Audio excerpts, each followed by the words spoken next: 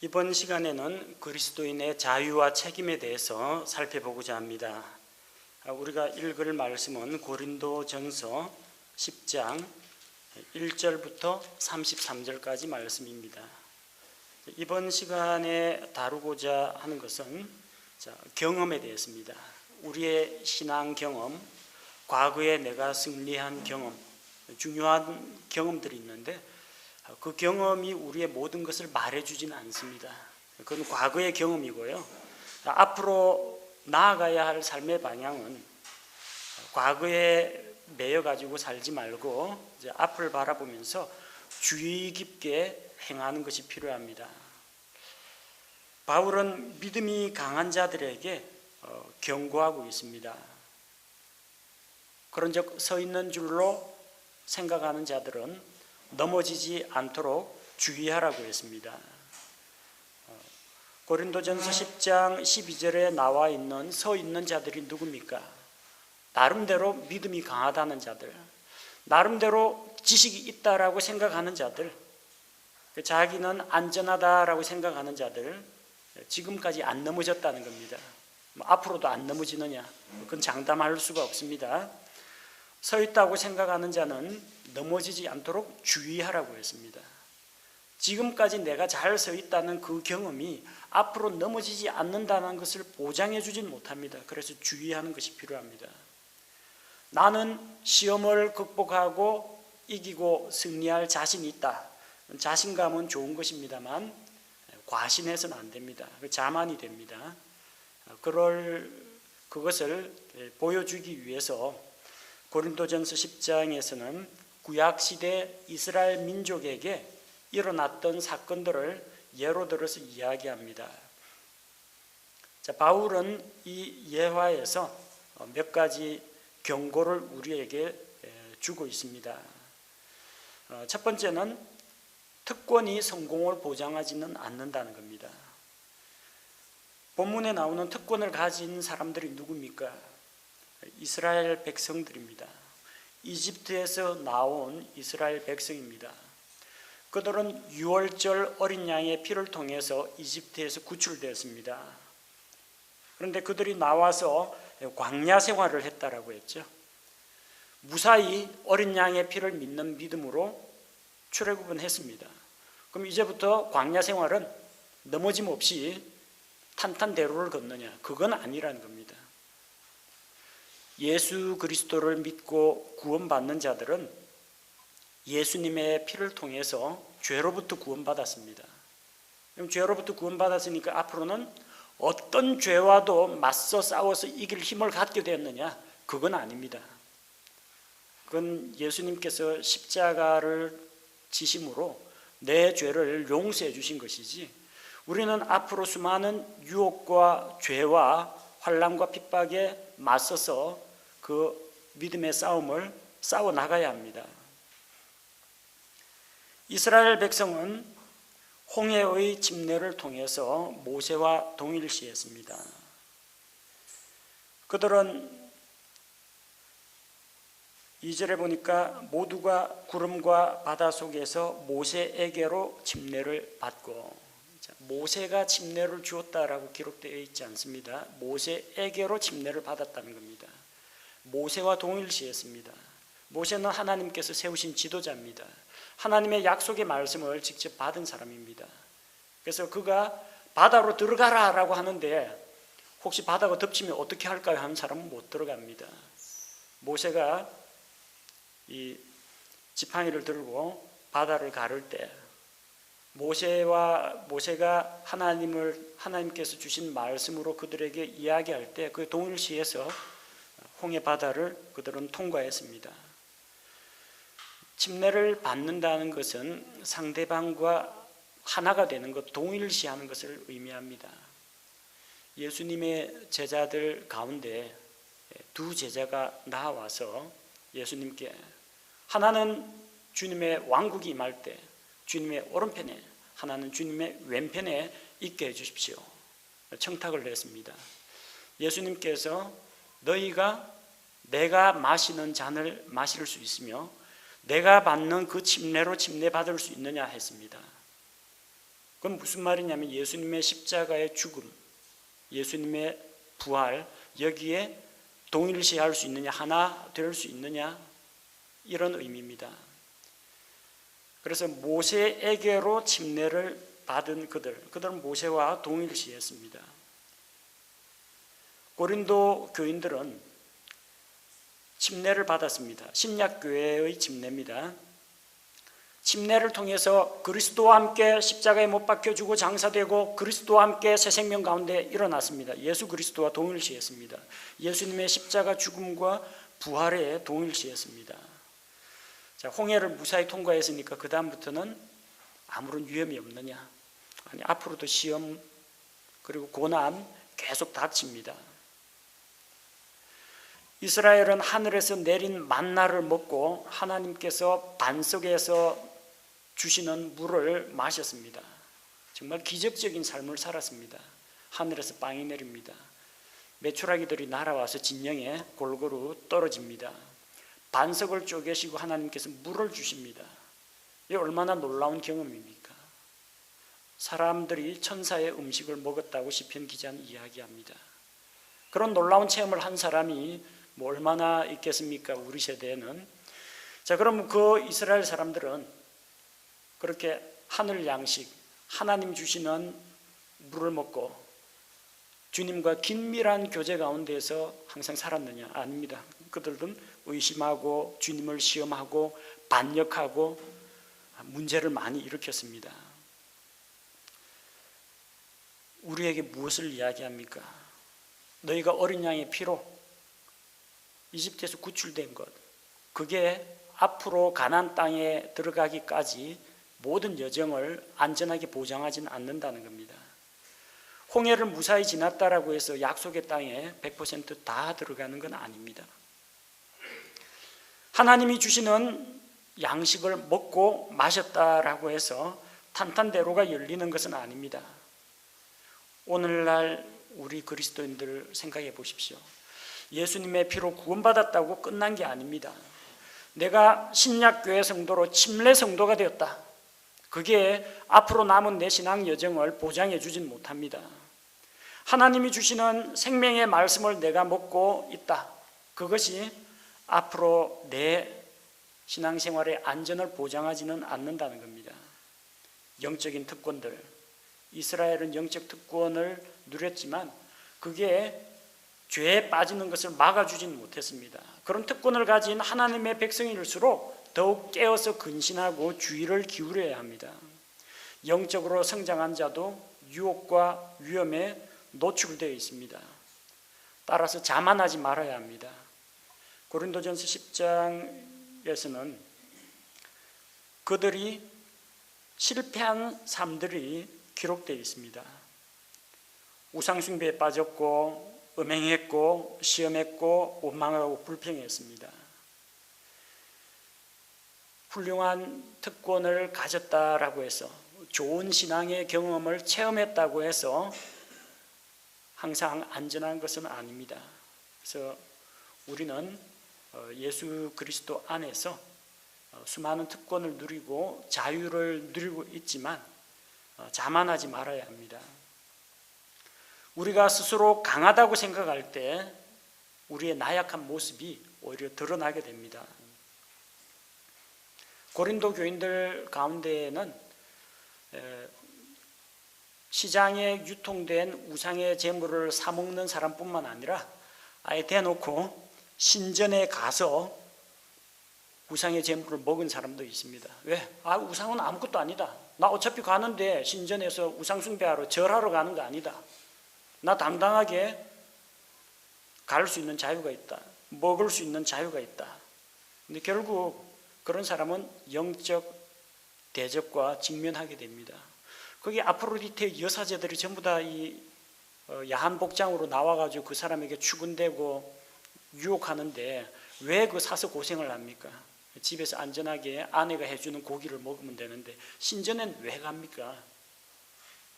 그게 자기 스스로 강하다 생각을 하고 내가 가면 이 우상의 신전이 무너질 것이다 혼자만의 그런 생각이 빠져있는 헛된 영웅심에 빠진 사람들 이야기입니다.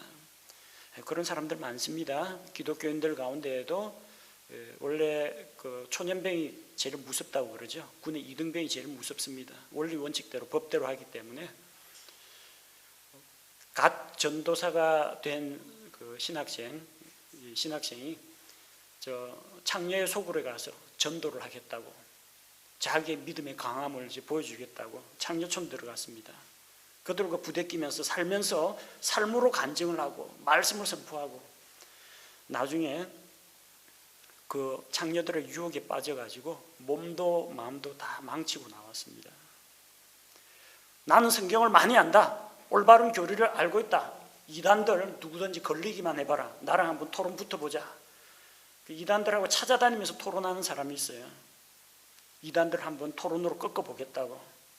그런데 결국은 그런 사람이 이단에 빠집니다. 이단들이 얼마나 교묘하게 함정을 파놓고 상대방을 올가맬 이런 구절들과 논리들을 개발해냈는지 다 그들은 준비가 되어 있습니다. 굳이 가서 그 사람들하고 싸울 이유가 뭐 있습니까? 차라리 그 시간에 개인적으로 성경을 읽든지 아니면 다른 사람에게 복음을 전하든지 하면 되는데, 왜 이렇게 나섰는지 압니까? 나는 특별한 사람이다, 나는 하나님 앞에서 강한 존재다, 이런 생각을 가지고 있다는 겁니다. 내가 그래도 신학교 나온 전도사인데, 내가 그래도 바른 교리를 가지고 있는 성경 신자인데, 내가 이래봬도 과거에 이런 신앙의 이력을 가졌는데 그 특권이 앞으로의 승리와 성공을 보장하지는 않는다는 겁니다. 두 번째는 시작을 잘했다고 좋은 결과를 얻는다는 보장은 없습니다. 흔히들 속담 가운데 시작이 좋으면 모든 것이 좋다, 그런 말도 있고 시작이 반이다, 그런 말도 있습니다만, 그리스도인의 신앙생활은 시작을 잘했다고 결과가 반드시 좋은 건 아닙니다. 이스라엘 민족은 이렇게 놀라운 특권을 가졌고 놀라운 경험을 했습니다. 하나님의 이적을 경험했습니다. 이집트에서 10가지 하나님의 큰 권능을 맛보았습니다. 홍해 바다가 갈라졌습니다. 반석에서 물이 나오고 만나가 쏟아져 내립니다. 이 놀라운 능력을 경험했지만 광야 생활을 하는 동안 그들은 범죄했습니다. 시험에 넘어졌습니다. 그래서 이집트에서 나온 모든 사람들이 다 가나안 땅에 들어간 것이 아니고, 여호수아와 갈렙을 제외하면은 이집트에서 나온 자들 중에서 가나안 땅을 정탐하러 정탐꾼들을 보낼 때 20세 미만인 자들만 들어갑니다. 20세 이상인 자들은 자기들의 선택에 대해서 책임을 지고 모두 다 광야 생활 가운데 죽었다는 겁니다. 우리 그리스도인들의 앞길에도 항상 유혹과 위험이 도사리고 있습니다. 자기의 지난 경험들을 자랑하지 말고 언제나 주의해야 합니다. 그리스도인들이 빠질 수 있는 두 가지 함정이 있어요. 그게 과거의 함정인데, 하나는 과거의 영광에 사로잡혀가지고 헤어나지 못하는 사람입니다. 우리 집안이 몇 대째 신앙의 뿌리가 있는 3대째 기독교 집안인데, 내가 어릴 때는 정말 집하고 학교하고 교회밖에 몰랐는데, 내가 이래봬도 수십 년간 여기서 신앙생활을 해왔는데 자기에 대한, 과거에 대한 자랑거리가 많습니다. 과거의 자랑에 취해가지고 현재 자신의 삶을 돌아보는 일에 게을리하는 사람이 있습니다. 또 한 사람은 과거에 발목 잡힌 사람입니다.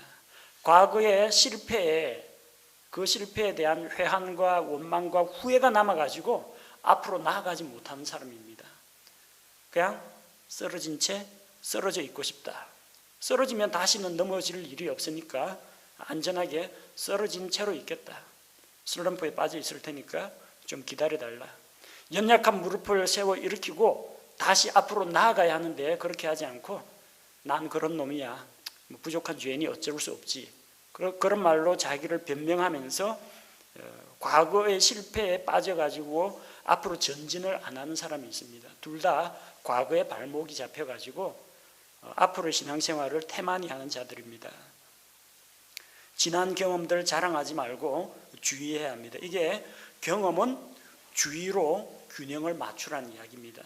특히 과거에 성공했던 경험, 그런 사람일수록 더 주의해야 됩니다. 서 있는 자는 넘어질까 조심해야 됩니다. 살펴보면 고린도 교인들은 구약시대 이스라엘 백성하고 똑같은 죄를 짓고 있었습니다. 그들은 교회 안에 파당을 만들었습니다. 하나님의 백성이 그 안에서 다단과 아비람, 고라의 충동질에 의해 가지고 파당을 만들었습니다. 어떻게 됐어요? 하나님의 징계를 받았습니다. 고린도 교회 안에 간음이 있었습니다. 이스라엘 백성도 미디안 여자들하고 간음을 저질렀습니다. 똑같죠? 구약시대 이스라엘 백성들 금송아지 우상 숭배를 했습니다. 여기 있는 사람들 우상 숭배에서 헤어나지 못한 그런 사람들도 있습니다. 우상 숭배하는 자들과 또 음행을 일삼는 자들은 왕국을 상속받지 못할 것이라 경고하고 있지 않습니까? 우상 숭배하는 자들도 있었다는 겁니다. 과거와 단절하지 못한 자들입니다. 교회 안에서 원망과 불평하는 자들도 있었습니다. 이스라엘 백성들 원망과 불평하다가 불뱀에게 물려가지고 죽은 자들을 있습니다. 고린도 교회 안에 바울의 사도권을 인정하지 않는 자들이 있었습니다. 광야 생활하는 이스라엘 백성 가운데 아론과 미리암이 하나님께서 모세하고만 이야기하셨느냐, 자기만 대언자인 줄 아느냐, 모세에게 그 리더십의 반기를 들고 나왔다가 하나님에게 징계를 받았습니다. 똑같아요. 해 아래는 새 것이 없나니 구약시대 이스라엘 백성이나 고린도 교인들이나 아니 뭐 그렇게 멀리 갈 거 없이 오늘날 우리 자신과 우리 교회를 봐도 크게 다르지는 않습니다. 언제나 우리도 이런 동일한 시험과 유혹에 빠질 수 있다는 것을 잊지 말고 깨어 있어야 합니다. 그래서 그렇게 시작은 잘했는데 넘어지고 실패한 자들 어떻게 됐습니까? 주께서 반역한 자들을 심판하셨습니다. 아주 중한 죄에 대해서는 그 자리에서 즉결 심판, 즉시 죽여버렸습니다. 최고의 징계가 떨어졌습니다. 육체의 사망을 통해서 앞으로는 말씀 피지 못하도록 이스라엘 공동체 안에서 말씀 피지 못하도록 데려갔습니다. 혹은 고난을 통해서 연단을 하고 약속의 땅에는 들어가지 못하도록 했습니다. 약속의 땅에 못 들어갔다고 해서 그들이 낙원에 못 들어가고 지옥에 갔다는 이야기는 아닙니다. 죽어서 낙원에는 가겠지만 살아서 하나님의 약속을 맛보고 젖과 꿀이 흐르는 땅을 상으로 상속받지 못했습니다. 상급에서 땅에서 받는 상급에서 배제가 되었습니다. 그들은 구원의 안식은 얻었지만 승리의 안식, 보상의 안식은 누리지 못했던 것입니다. 그리스도인들 역시 마찬가지입니다. 죄로부터는 구원을 받았는데 보상을 잃어버리는 자들도 있을 수가 있다는 겁니다. 구원은 잃어버리지 않습니다. 왕국에는 들어갑니다. 근데 왕국에서 상급을 못 받아서 상속 유산을 받지 못하는 자들도 있다는 겁니다. 왕국의 입장권까지는 되는데 그 안에 있는 것들을 자기가 마음껏 누리고 자기가 하나님으로부터 나누어 받을 몫이 없는 자들도 있다는 겁니다. 과거에 이스라엘에게 일어났던 이런 일이 오늘을 살아가는 우리에게 거울과 본보기가 됩니다. 이스라엘은 엄격한 율법 아래에 있어가지고 죄에 대해서 혹독하게 심판받았습니다. 율법을 어길 때, 원망과 불평할 때, 지도자에게 대들 때, 간음을 저질렀을 때 그들은 심하면 생명을 잃기까지 했습니다. 정말 엄중한 심판을 받았습니다. 우리는 은혜 아래 있으니까 그들보다 나을 거라고 생각하느냐, 안심해서는 안 됩니다. 우리가 하나님은 예수님 십자가 피로 모든 걸 다 용서해 주시겠지 하면서 마음껏 죄를 짓다가는 죄의 삭신, 사망, 지옥의 형벌은 안 받겠지만 살아있는 동안에 하나님하고 관계가 멀어지고 육체의 고난이 따르게 될 겁니다. 죽어서는 그리스도의 심판석 앞에서 받을 보상을 빼앗기게 될 것입니다. 우리가 그들보다 낫다고 생각해서는 안 됩니다. 우리가 구약의 사례를 통해서 지금 배우고 있지만 오늘날 정말 말세를 살아가고 있는 우리가 때로는 그들보다 더 심각한 문제에 빠질 수 있다는 것을 기억해야 합니다. 왜냐하면요, 마귀의 수법이 갈수록 정교해지고 종교의 이름으로 기독교의 이름으로 나타나는 우상숭배와 거짓교리와 잘못된 사상들이 많이 보급되고 있기 때문입니다. 자, 그래서 우리는 깨어서 주의하고 있어야 합니다. 하나님께서는 우리가 말씀에 주의할 때 시험을 극복하게 도와주십니다. 우리가 잘 아는 말씀 고린도전서 10장 13절 말씀이죠. 사람에게 공통적으로 있는 시험 외에는 너희가 어떤 시험도 당하지 아니하였나니 하나님은 신실하사 너희가 감당할 수 있는 것 이상으로 시험 당하는 것을 너희에게 허락하지 아니하시고 또한 그 시험과 함께 피할 길을 내사 너희가 능히 그것을 감당하게 하신다고 했습니다. 자, 그리스도인은 모든 시험을 면제시킨다는 약속은 없습니다. 다만 감당할 수 없을 정도로 시험 당하지는 않는다. 그럼 바꾸어 말하자면 너희가 시험을 당하는 것을 허락하신다는 겁니다. 하나님께서는 우리의 영적인 수준과 우리가 견딜 수 있는 한계를 아시기 때문에 어디까지 참고 견딜 수 있는지 아시기 때문에 너무 강도가 센 시험은 안 주십니다.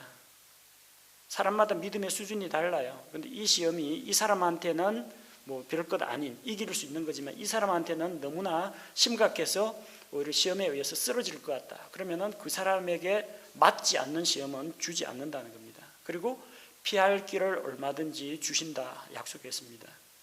피하는 것도 이기는 방법 중에 한 가지입니다. 손자병법 36개의 주위 상계가 있습니다. 상대가 안 될 때는 무리하게 맞서 싸우는 것보다는 도망치는 것이 상책이라는 겁니다. 도망치면 최소한 지지는 않습니다. 최소한 인명피해가 없습니다. 물자 피해도 없습니다. 도망가면은 싸우고 정비해가지고 다음 기회를 노리자는 겁니다. 재테크 중에 제일 뛰어난 재테크는 돈을 10배, 20배로 불리는 재테크가 아니라 가진 돈을 잃어버리지 않는 게 진짜 중요한 재테크입니다. 마찬가지입니다. 꼭 맞서 싸워가지고 처절하게 분투를 해가지고 이기는 것만이 능사는 아니고 때로는 피하는 것이 승리의 비결이라는 겁니다. 친구하고 내가 싸워가지고 주먹 다툼 해가지고 걔도 눈에 멍들고 나도 여기 뭐 이빨 부러지고 이러면요 싸워서 이겼다 자랑스럽습니까? 아닙니다. 그 싸운 거에 대한 책임이 따릅니다. 하지만 친구가 싸우려고 하는데 나 너하고 싸우기 싫어하고 내가 회피했습니다. 걔도 안 다치고 나도 안 다쳤습니다. 그럼 이긴 겁니다. 친구한테 이긴 거고 나 자신과의 싸움에서 나를 절제하고 이긴 겁니다. 이게 승리라는 겁니다. 피하는 것이 중요합니다. 고린도전서 6장 18절에는 음행을 피하라고 했습니다. 음행에 맞서 싸우면 안 됩니다. 아프로디테 신전에 갔는데 여사제가 유혹하는데 그게 아니고 이 남자와 여자는 정말 이래서는 안 되고 논리적으로 따지고 있으면 뭐합니까? 탁 뿌리치고 탁 집으로 돌아가야지. 거기서 말싸움한다고 그게 뭐 창녀가 설득되겠습니까? 말싸움한다고 이단이 내 말에 넘어와가지고 회개하고 돌아오겠습니까? 아닙니다. 피할 건 피해야 됩니다. 고린도전서 10장 14절에 우상숭배를 피하라고 했습니다. 괜히 다른 사람 우상숭배하는 데 가가지고 도끼 들고 가서 그러면 제단을 짓고 그런 거 하지 마십시오. 우상숭배 피하고 내가 거기에 물들지 않는 게 더 중요합니다. 피하는 것이 필요합니다. 우상은 아무것도 아니라고 했지 않습니까? 우상은 아무것도 아닌데 사탄이 배후에서 우상과 이방 종교와 이방 종교에 빠진 사람들을 사용해서 사람들을 죄에 빠지게 만든다는 겁니다. 주의 만찬을 나누는 것, 주님과 먹고 마시는 거죠. 어떤 의미가 있습니까? 주님의 몸을 상징하는 빵과 주님의 피를 상징하는 포도의 즙을 우리가 먹고 마심으로써 내가 그리스도와 교제합니다. 내가 예수 그리스도와 한 몸에 연합한 존재이다. 주님과 교제하는 겁니다. 그러면 이교도의 신전에 가가지고 거기서 우상의 제물 먹고 거기서 따라주는 술 마시고 이러는 건 무엇을 말합니까? 마귀하고 교제하는 겁니다. 주의 만찬이 주님과 교제하는 거라면 이방 신전에 구태여 가가지고 거기서 먹고 마시는 것은 마귀와 교제하는 것입니다. 21절 보십시오. 고린도전서 10장 21절 너희가 주의 잔과 마귀들의 잔을 겸하여 마실 수 없으며 주의 상과 마귀들의 상에 겸하여 참여하는 자가 될 수 없다라고 했습니다. 그래서 우상의 그 전각에 가서 우상의 신전에 가서 먹고 마시고 하지 말라는 이야기입니다. 먹고 마시면 다른 사람들 그걸 보는 사람이 실족하게 된다는 겁니다. 자, 그래서 우리가 이 우상은 아무것도 아니라는 그런 지식을 가지고 있지만 적용을 바르게 해야 된다는 겁니다. 내가 우상의 신전에 가서 먹고 마실 자유는 있지만 뭐 그런다고 해서 하나님이 날벼락을 때리지는 않겠지만 그게 다 어둠의 세력과 교제하는 것이 되기 때문에 주의하라는 겁니다. 믿음이 강하다고 생각하는 자들, 이런 자들은 철저하게 자기 자신을 더 주의 깊게 살펴봐야 합니다. 믿음이 강하다고 하면 자들 가운데 영적인 자만에 빠져 있는 자들이 있습니다. 나는 괜찮아. 나는 무엇을 해도 괜찮아. 나는 이런 자유가 있어. 근데 그 자유롭게 행하는 것이 자기에게 족쇄가 되고 다른 사람에게 상처를 줄 수가 있다는 겁니다. 신전에 가서 먹을 자유가 있습니다. 그리고 또 아무 해도 입지 않는다고 생각을 합니다. 그런데 결국 그런 무리하고 어울리게 되면은 그쪽 무리 들게 됩니다. 자기는 강하다고 생각합니다. 간이 작아가지고 우상의 신전에 접근도 못하는 저 연약한 자보다는 내가 강하다고 생각합니다. 근데 문제는 사탄은 그 사람보다 더 강하다는 걸 기억해야 합니다. 사탄이 얼마나 영악한지, 사탄이 얼마나 초자연적인 능력을 하나님만큼은 아니겠지만 사람보다 뛰어난 능력을 가지고 있다는 건 인정해야 됩니다. 그래서 그 괴계에 빠지지 않으려고 하면은 우리는 그런 어둠에 속한 일들은 멀리하고 죄와 철저하게 자기를 분리하는 것이 필요하다는 겁니다. 또 한 가지 우리는 하나님보다 약하다는 것을 기억해야 합니다. 하나님보다 약합니다. 22절에 우리가 주의 질투를 일으키겠느냐? 우리가 그분보다 강하냐? 우리는 하나님보다 강하지 않습니다. 그런데 하나님의 진노를 사서 우리가 살아계신 하나님의 손에 빠지게 되는 것을 두려워해야 한다는 것입니다. 그래서 하나님 보시기에도 부끄러움이 없도록 내 양심 또 내가 믿고 있는 교리와 지식에 비춰봐도 부끄러움이 없고 다른 그리스도인 믿음이 연약한 성도들에게 뭔가 해가 되거나 원망받을 만한 그런 일을 하지 않는 것이 중요하다는 겁니다. 우리에게는 자유가 있습니다. 조심해서 그 자유를 사용해야 됩니다. 내가 지금까지 잘 살아왔다라고 하지만 앞으로도 좋은 결과가 나올지는 알 수가 없다는 겁니다. 자, 그리고 또 한 가지, 자유는 책임으로 균형을 맞추자. 23절에서 33절에 나온 말씀입니다. 바울은 그리스도인이 누릴 수 있는 특권이 있다고 이야기합니다. 그리스도인이 주님 안에서 이전의 어떤 율법의 메인 삶에서 종교의 메인 삶에서 벗어나 자유하게 되었다고 이야기합니다. 그걸 부정하는 건 아닙니다. 하지만 모든 것이 적법하다고 해서 모든 것이 다 유익한 것은 아닙니다. 고린도전서 6장 12절에 모든 것이 내게 적법하나 모든 것이 적절하지는 아니하며 모든 것이 나를 위해 적법하나 내가 어떤 것의 권능 아래에도 놓이지 않는다고 했습니다. 합법적이라고 해서 다 해도 되는 건 아닙니다. 또 그게 다 유익한 것은 아닙니다. 또 유익하다라고는 했는데 그게 연약한 형제에게는 오히려 걸림돌이 될 수도 있다는 겁니다. 10절 고린도전서 8장 10절을 보십시오. 지식이 있는 내가 우상에 전해서 음식 앞에 앉은 것을 어떤 사람이 보면, 자, 이거는 시장에서 고기 사다 먹는 거하고 조금 다릅니다. 시장에서 우상에게 바친 희생물을 사다가 집안에서 가져가고 요리해 먹는 것은 누가 볼 사람 없습니다. 우리끼리만 아는 이야기입니다. 또 내 양심에도 거리낌이 없기 때문에 먹어도 괜찮습니다.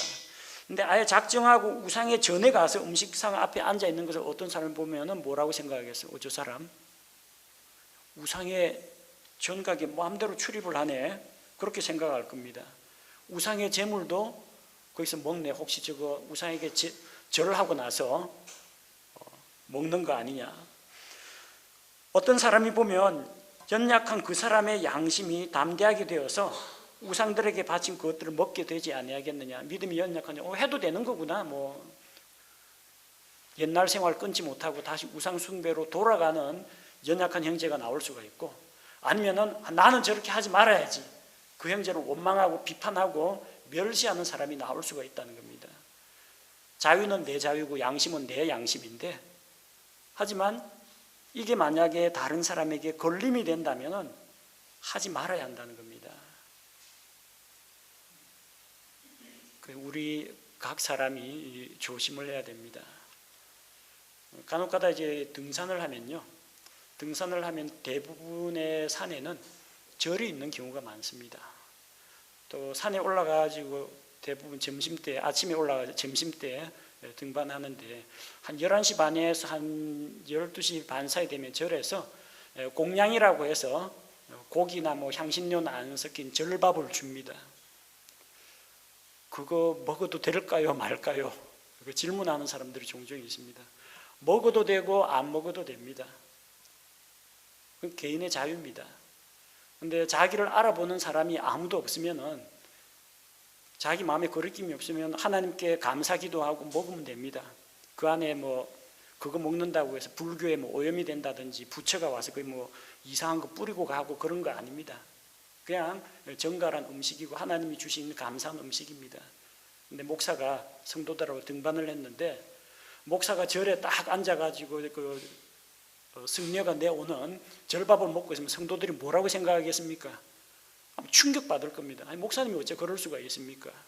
그런 거면 안 하는 게 낫다라는 이야기입니다. 해도 되고 안 해도 되는 문제는 적법하다고 자유롭다고 다 해도 되는 게 아니라 다른 사람 입장 좀 생각해 주라는 겁니다. 한 번은 우리 성도들 가운데 논쟁이 붙었습니다. 개고기를 먹어도 되느냐, 먹으면 안 되느냐. 목사님한테 물어보자. 목사님 개고기 드시나 안 드시나 물어보자. 제가 먹을 것 같습니까? 안 먹을 것 같습니까? 말 안 하는 게 낫습니다. 이거는. 왜냐하면 성도들 가운데 그 강아지 집에서 반려견으로 키우는 분들 많은데, 이거 이 말 잘못했다가는 저를 이상한 사람으로 볼 수도 있고, 또 대답을 반대쪽으로 이야기했다가는 또 우리 목사님은 율법주의고 경직되어 있고 철두철미하고 이런 식으로 또 오해를 받을 수가 있습니다. 어느 쪽으로 이야기하든지 어쨌든 패가 날립니다. 그 봐라 우리 목사님은 내 편이다, 그 봐라 우리 목사님은 애완견 편이다, 이런 편식으로 갈라질 수가 있습니다. 이때는 말 안 하는 게 낫습니다.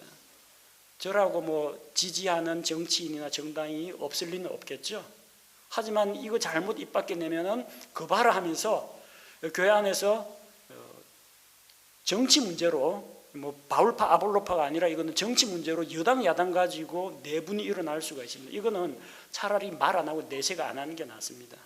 집에서 조용히 고기 사 먹는 것처럼 집에서 가족들하고만 조용히 이야기하는 게 낫다는 겁니다. 저도 정당 선택할 자유가 있습니다. 저도 특정한 음식을 먹거나 먹지 않거나 할 자유가 있습니다. 그런데 내 자유가 다른 사람을 넘어지게 하는 거라면, 넘어지게 한 거에 대해서 내가 책임을 져야 됩니다. 그 형제에게 상처 준 거에 대해서, 그 자매에게, 그 자매가 나를 미워하고 원망하게 만든 거에 대해서 뭐 그 사람도 잘못이지만 그걸 보여준, 그 사람 앞에서 그런 모습을 보여준 내가 책임을 져야 하는 문제라는 겁니다. 자유에는 책임이 따릅니다. 만약에 자유롭게 행동은 하는데 책임은 안 지게 된다면 오히려 우리는 무질서나 방종에 빠집니다. 무법주의에 빠지게 됩니다. 우리는 다른 사람들에 대한 책임이 있습니다. 다른 성도들에 대한 책임이 있습니다.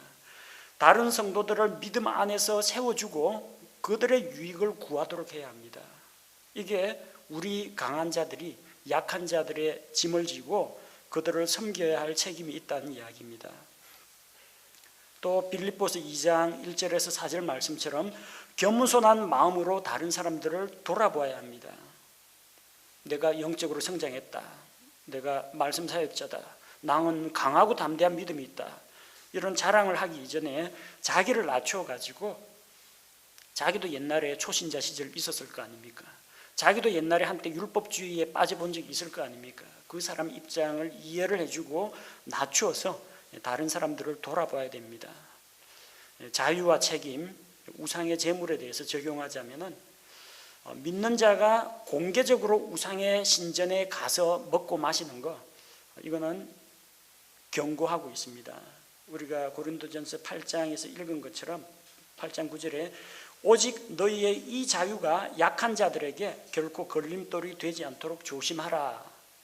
이거는 우리가 분리를 할 필요가 있습니다. 개인적으로 시장에서 파는 고기를 사다가 집에서 먹는 것에 대해서는 주변에 보는 사람도 없고 아는 사람도 없습니다. 시장에서 고기 사과가 집에서 몰래 가져가고 그냥 먹는다면 이거는 개인이 양심에 거리낌 없이 하나님 앞에 감사함으로 먹을 수 있으면 먹어도 괜찮습니다. 요거는 허용됩니다. 왜냐하면 시편 24편 1절에 하늘과 땅에 있는 것, 온 산에 있는 가축들, 이 모든 것이 주님의 것입니다. 모든 것은 주님이 창조하신 것이고 주님의 것이기 때문입니다. 또 디모데전서 4장 3절에 나오는 말씀이나 사도행전 10장 15절에 나오는 것처럼 하나님께서 깨끗하게 하신 것을 내가 부정하다고 하지 말라. 식물은 하나님께서 우리에게 주신 것으로 감사함으로 받으면 버릴 것이 없다고 했습니다. 믿는 자에게 허락된 겁니다. 그냥 먹어도 괜찮습니다. 자, 그런데 만약에 믿는 자가 믿지 않는 자의 잔치에 초대를 받아갔을 때, 설마 목사가 성도들을 가진 신방 갔는데 거기에다가 굿하고 나서 내온 음식 뭐 이런 것들을 갖고 오는 사람은 없을 겁니다. 불신자 집에 이제 찾아갔는데 자기 앞에 차려진 것에 대해서 어떻게 할 것이냐, 의심스럽습니다. 이 사람 안 믿는 사람인데 혹시나 또 시중에서 값싸고 품질 좋은 고기를 사온 게 아닐까. 그 사람이 아무 말 안 하거든 그 사람 양심을 생각해서 묻지 말고 먹어야 됩니다. 아무 말 안 하거든. 근데 의심이 들어가, 혹시 이거 시중에서 그 신전에서 나온 고기 사와가 요리한 거 아니냐면 그 사람이 거짓말할 수 없죠. 예, 그렇습니다 하면 어떻게 할 거예요? 이미 다 요리가 상 차려놨는데 나 이거 안 먹어? 그 앞에서 그렇게 말할 거예요? 다시 차려와 그럴 거예요? 이게 조금 먹기 꺼림칙한데 투덜투덜 대면서 먹을 거예요? 주인 입장도 생각해 줘야죠. 내가 먹어도 되고 안 먹어도 된다면 그 사람 마음을 좀 편하게 해주고 배려하는 입장을 가지라는 겁니다. 근데 만약에 옆에서 누가 형제님 이거 보니까 아까 시장에서 우상의 제물 사온 겁니다. 그렇게 알려주거든 먹지 말라라는 겁니다. 왜? 그 형제는 정말 걱정이 돼가지고 알려주는데 그 경고를 무시하면은 그 알려준 사람이 뭐가 되겠습니까? 내 경고를 무시하고 또 내 조언을 듣지 않는구나. 그 사람이 상처를 받습니다. 혹은 집주인이 우상의 제물입니다 하고 당당하게 자기 입으로 이야기하거든 그 사람의 양심을 생각해서 일단 알게 되거든 안 먹는 게 낫습니다. 불신자 앞에서 뭐 그리스도인들도 우상의 제물을 잘만 먹네 이런 식으로 생각하면 또 곤란하거든요. 근데 집주인이 그에 대해서 조금 미안하게 생각하면서 우상의 제물인데 미안하게 생각하면서 차마 우상의 제물이라고 하면은 손님이 이거 안 먹고 입도 안 댈까봐 말 안 하고 그냥 조용히 내놓거든 자기도 그냥 조용히 먹고 나오면 됩니다. 그럼 피차 부딪힐 일이 없습니다. 누가 알려줬는데도 담대하게 먹으면 그리스도인이 아니 목사님이 제사밥을 먹네 이런 식으로 돼버리면 곤란하죠. 미리 일러줬는데도. 잘 분별하라는 겁니다. 내가 먹을 자유도 있고 먹지 않을 자유도 있습니다. 자, 그러면은 어떻게 해야 돼요? 내 자유를 나만을 위해서 쓰지 말고 다른 사람을 위해서, 그게 성도가 되었건 믿지 않는 사람이 되었건 그렇게 다른 사람의 유익을 구하라는 이야기입니다. 또 우리는 자유는 책임으로 균형을 맞추라고 했는데 다른 성도들에 대한 책임뿐만 아니라 하나님 앞에서도 책임이 있습니다. 어떤 책임이 있느냐? 고린도전서 10장 31절에 나오는 말씀처럼 그런즉 너희가 먹든지 마시든지 무엇을 하든지 모든 일을 하나님의 영광을 위하여 하라. 보통 고린도전서 10장 31절은 문맥하고는 전혀 상관없이 무조건 하나님의 영광을 위해서 살아라라는 말로 많이 인용이 됩니다. 그런데 배경은 뭐예요? 배경은 우상의 제물 이야기입니다. 먹는 것도 하나님의 영광을 위해서, 먹지 않는 것도 하나님의 영광을 위해서. 내가 형제들과 조화를 이루면서 다툼 없이 먹는다면 그게 하나님께 영광이 되는 것이고, 내가 이걸 먹음으로써 다른 형제가 나를 미워하는 마음이 생긴다거나 판단하는 마음이 생긴다면 이 하나님께 영광이 안 되는 겁니다. 왜 내 자유가 연약한 다른 사람 양심 때문에 내 자유가 제한받아야 되는가? 이유가 있습니다. 형제 앞에 걸림돌을 던져놓고 하나님께 영광 돌립니다 할 수가 없다는 겁니다. 그래서 하나님을 영화롭게 할 책임이 있기 때문에 내 자유는 제한하고 절제할 필요가 있습니다. 또 하나는 구원받지 못한 자들을 향해서 우리가 책임이 있기 때문입니다. 믿지 않는 자들에 대한 우리의 최대의 책임이 무엇입니까? 그들을 그리스도께로 인도할 책임이 있다는 겁니다. 주님께로 인도할 책임이 있습니다. 그래서 바울은 다른 사람을 구원하기 위해서 자기의 유익 대신 그들의 유익을 구했습니다. 믿지 않는 자들 집에 초대됐는데 그 사람이 우상의 재물을 내놓은 거 가지고 막 교리적으로 따지고 면박을 주고 하면요, 그 사람 다시는 교회 안 간다 그럴 겁니다. 예수 믿는 사람들은 너무 철두철미하고 너무 인정머리 없고 너무 그냥 딱딱하고 냉철하다, 그런 반응이 나올 수가 있습니다. 싸우지 말고 그들을 온화하게 사람의 마음을 얻을 필요가 있습니다. 그렇다고 죄지어라는 이야기는 아닙니다. 분명히 해도 되고 안 해도 되는 그런 자유가 있을 때는 그 사람을 끌어안고 그 사람을 포용하는 것이, 내 자유를 버려가면서까지 그 사람을 얻는 것이 중요하다는 겁니다. 바울이 그런 사람이었습니다. 율법주의자를 만나면은 자기는 율법 아래 더 이상 있지 않음에도 불구하고 자기도 그리스도의 법, 그리스도 율법 아래 있는 사람이다 해가지고 같이 어울립니다. 너 율법주의 유대인이니까 나는 상대 안 하겠다 한 게 아니라 너희 율법에 뭐라고 기록되어 있느냐 하면서 율법의 말씀 인용해 가면서 그리스도를 전합니다. 또 노예를 만나면, 종된 사람을 만나면 자기는 로마 시민권 가지고 있고 자유인입니다. 하지만 나는 그리스도의 종입니다. 아니, 당신은 여기서 다른 사람 밑에서 일하는 종이고 나는 예수 그리스도 밑에서 예수님을 위해 일하는 종이고 우리 같은 종끼리 만났으니 주인을 위해서 열심히 일해봅시다 하면서 종의 마음을 또 얻습니다. 여러 사람에게 이 모양 저 모양으로 나타난 것은 그가 변덕이 심한 자라서 그런 게 아닙니다. 카멜레온처럼 자기를 위장하기 위해서 그런 게 아닙니다. 그들 가운데 아무쪼록 몇 사람이라도 그리스도께로 인도하고 구원하기 위해서, 믿지 않는 자들을 구원하기 위해서 자기 자유를 다 쓰지 않고 제한을 했다는 겁니다. 우리 자유는 책임으로 균형을 맞춰야 합니다. 그렇게 할 때 믿지 않는 자들을 주님께로 인도할 수 있고, 또 그렇게 할 때 하나님을 영화롭게 할 수가 있고 다른 성도들을 세워줄 수가 있다는 것입니다.